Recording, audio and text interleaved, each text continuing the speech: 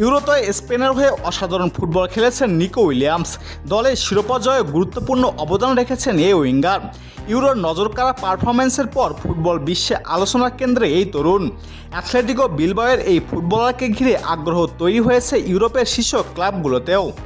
Euro চলাকালে উইলিয়ামসকে ঘিরে বার্সেলোনার বিশেষ আগ্রহের কথা শোনা গিয়েছিল। স্পেনের মতো বার্সাতেও দুই উইঙ্গে লামিনে ইয়ামাল ও উইলিয়ামসকে খেলানোর স্বপ্ন দেখেছিল কাতালান ক্লাবটি, কিন্তু উইলিয়ামসকে পাওয়াটা যে সহজ হবে না সে ইঙ্গিত তখনই পাওয়া যাচ্ছিল। ধারণা করা হচ্ছিল বার্সেলোনার পাশাপাশি আরও একাধিক ক্লাব 22 বছর বয়সী এই তরুণ ফুটবলারকে দলে ফেরানোর লড়াইয়ে নামবে। তবে এবার জানা গেছে বার্সেলোনার পাশাপাশি পিএসজিও নিকো উইলিয়ামসকে পাওয়ার জন্য মাঠে নেমেছে।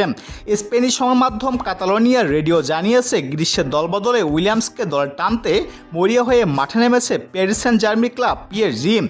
পিএসজির কোচ লুইস এনরিকে নিজেও একজন স্পেনিশ, সেটিকে উইলিয়ামসের প্রতি পিএসজির আগ্রহের কারণ হিসাবে দেখছেন অনেকেই। শুধু এতটুকুই নয়, উইলিয়ামসকে কিনতে নাকি রীতিমতো টাকার বস্তা নিয়ে নামতে যাচ্ছেন প্যারিসের ক্লাবটি। এমনকি তারা নাকি উইলিয়ামসের জন্য প্রয়োজনে বার্সেলোনার চেয়েও দ্বিগুণ অর্থ ব্যয় করতেও রাজি। তবে এখন পর্যন্ত নিজের দলবদল নিয়ে কোনো কথা বলেননি উইলিয়ামস। ইউরো জেতার পর আপাতত ছুটি কাটাচ্ছেন স্পেনের তরুণ ফুটবলার। হয়তো ছুটির শেষেই তিনি নিজের ভবিষ্যৎ নিয়ে চূড়ান্ত সিদ্ধান্ত নেবেন এই উইঙ্গার।